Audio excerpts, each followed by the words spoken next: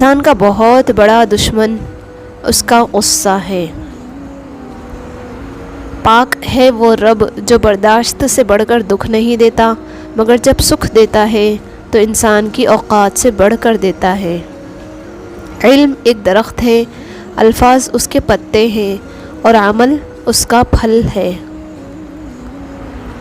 گزرے ہوئے کل کا افسوس اور آنے والے کل کی پریشانی ہمارے آج کو بھی خراب کر دیتی ہے۔